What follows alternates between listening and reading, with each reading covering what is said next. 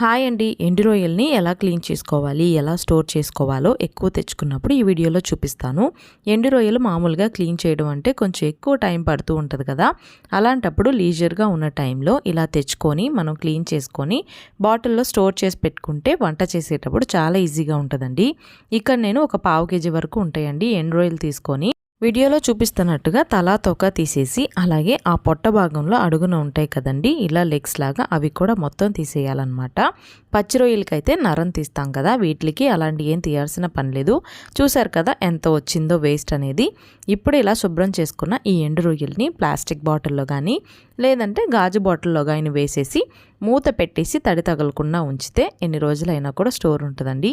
అలాగని ఎక్కువ తెచ్చుకోవద్దండి, మినిమం ఒక పావు కేజీ తెచ్చుకొని ఇలా క్లీన్ చేసుకుంటే సరిపోతుంది.